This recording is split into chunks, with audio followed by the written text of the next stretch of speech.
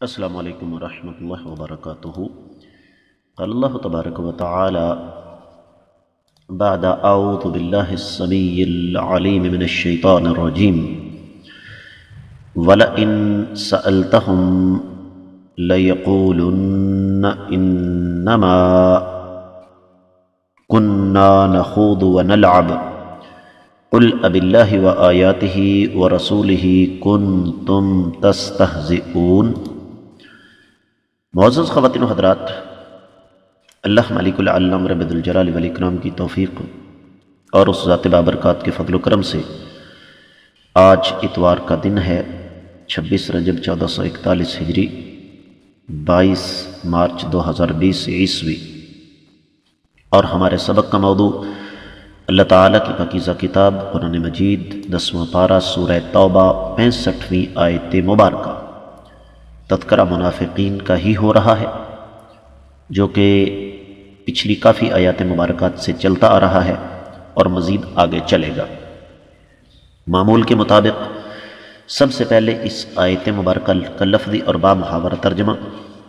اللہ رب العزت ارشاد فرماتے ہیں وَلَئِن، اور اگر سألتہم، آپ ان سے سوال کریں، لَيَقُولُنَّ، تو یہ ضرور کہیں گے، انما کننا نخوض ونلعب، انما کننا، بے شک ہم تھے، نخوض، بات چیت کر رہے، ونلعب، اور دل لگی کر رہے تھے۔ قل، آپ فرما دیں، اب اللہ، کیا اللہ کے ساتھ، وآیاتہ، اور اللہ تعالیٰ کی آیتوں کے ساتھ، ورسولہ، اور اس کے رسول کے ساتھ، کنتم تستہزئون، تم ہنسی مذاق کرتے تھے۔ با محاورہ ترجمہ سماعت فرمائیے گا۔ اگر آپ ان سے پوچھیں تو یہ کہیں گے کہ ہم تو یوں ہی بات چیت اور دل لگی کر رہے تھے۔ آپ فرما دیں، کیا تم اللہ، اس کی آیتوں اور اس کے رسول کا مذاق اڑاتے ہو؟ معزز خواتین و حضرات، امام ابن کثیر رحمۃ اللہ علیہ ارشاد فرماتے ہیں اس آیت مبارکہ کی تفسیر بیان کرتے ہوئے کہ ایک منافقین میں سے ایک بدبخت آدمی تھا، تو کہنے لگا کہ ہماری سوچ کے مطابق تو قرآن جو ہے نا، وہ نہ تو ہمارا پیٹ بھر سکتا ہے، یہ صرف ایک زبانی کلامی باتیں ہیں۔ تو یہ بات اللہ کے رسول صلی اللہ علیہ وسلم تک پہنچی۔ آپ علیہ السلام نے اس آدمی کو بلایا، آپ نے فرمایا تم نے ایسی باتیں کیوں کہی؟ تو کہنے لگا جی کننا نخوض ونلعب، یہ بس ایسی میں دل لگی کر رہا تھا۔ تو اللہ کے رسول صلی اللہ علیہ وسلم کو یہ بات سن کر انتہائی زیادہ افسوس ہوا، اور اس قسم کی روایات ابن کثیر رحمۃ اللہ علیہ نے کافی ساری اپنی تفسیر میں نقل فرمائی ہے۔ اب اس آدمی کا نام ابن کثیر رحمۃ اللہ علیہ نے نقل کیا ہے مکشن بن حمیر۔ تو حاصل کلام یہی ہے کہ اللہ کے رسول صلی اللہ علیہ وسلم جب غزوہ تبوک کے لیے روانہ ہوئے تو منافقین کا ایک گروہ آپ کے سامنے سے گزرا، کہنے لگے یہ ہستی مقدسہ ہے، یعنی بطور مذاق، جن کا یہ دعویٰ ہے کہ یہ روم کے محلات اور ان کے قلعے فتح کریں گے۔ تو یہ بات اللہ کے رسول صلی اللہ علیہ وسلم تک پہنچی، تو آپ نے پھر کہا کہ کیا تم نے یہ باتیں کی ہیں؟ تو قسمیں اٹھانے لگے کہ ہم تو صرف بطور مذاق کے یہ بات کر رہے تھے۔ اور امام اکرمہ نے اس آیت مبارکہ کی تفسیر میں بیان فرمایا ہے بقول ابن کثیر رحمۃ اللہ علیہ کے کہ ایک آدمی تھا، جب اس نے یہ آیت مبارکہ سنی تو اس نے کیا کہا؟ اب یہ بھی تو مسلمان ہی ہے نا۔ اس نے کہا اس سے میرے رونگٹے کھڑے ہو گئے اور میرا دل اس کی رفتار تیز ہو گئی۔ اس لیے کہ یہ آیت مبارکہ کوئی چھوٹی سی نہیں ہے، معمولی نہیں ہے کہ انسان اللہ تعالیٰ کی آیات مبارکات کا مذاق اڑائے۔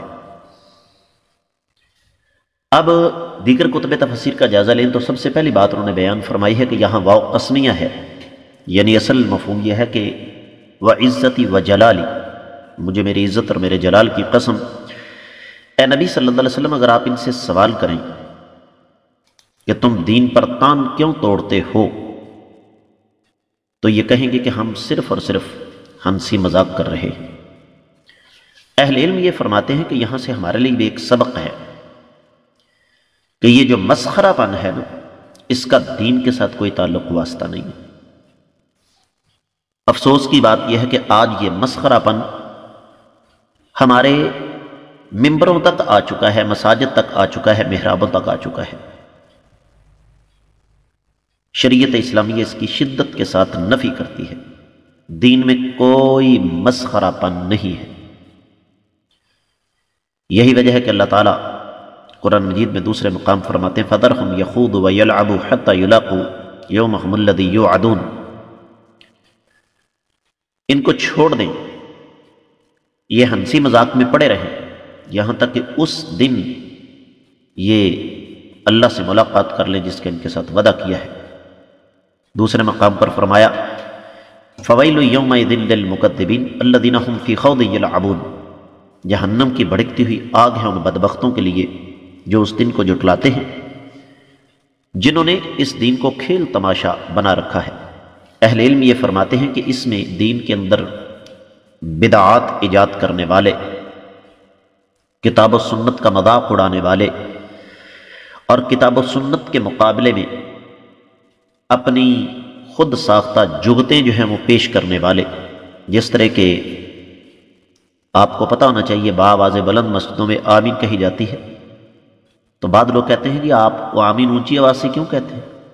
نعوذ باللہ، اللہ تعالیٰ بہرے ہیں، یہ مسجد میں شور نہیں ہو رہا۔ تو یہ ساری کی ساری وہی شکلیں ہیں جو کہ منافقین کا سلسلہ تھا۔ تو جب منافقین نے اپنی باتوں سے انکار کیا اور کہنے لگے کہ بس یہ بات ہم نے ویسے ہی کی تھی، جس ہمارے ہاں یہ لفظ عام استعمال ہوتا ہے، اور جی میں نے یہ کام ویسے ہی کیا، تو اللہ تعالیٰ فرماتے ہیں نبی صلی اللہ علیہ وسلم آپ ان سے سوال کیجیے، اور یہ سوال استفہام تقریع اور توبیخ ہے۔ کیا مطلب؟ کہ ان کو ایک ڈرانے کے طور پر یہ سوال ہو رہا ہے کہ کیا تمہیں مذاق کرنے کے لیے اللہ کی آیات مبارکات اور اللہ کے رسول صلی اللہ علیہ وسلم ہی ملے تھے؟ کیا اللہ کے فرائض، اللہ کی حدود، اللہ کے احکامات، اللہ کی آیات مبارکات، کتابیں، اللہ کے رسول تمہیں مذاق کے لیے ملے؟ کیا تمہیں اللہ تعالیٰ سے ڈر نہیں لگتا؟ کیا تمہیں اپنی موت یاد نہیں؟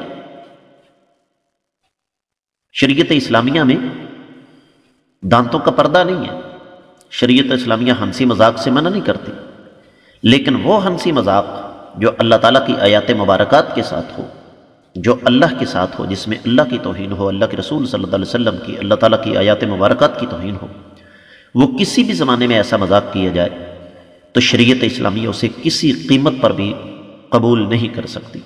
اور یہ سبق صرف منافقین کے لیے نہیں، قیامت تک کے آنے والے مسلمانوں کے لیے ہے۔ اللہ تعالیٰ سے دعا ہے کہ اللہ تعالیٰ ہمیں اس سے بچنے کی توفیق عطا فرمائے۔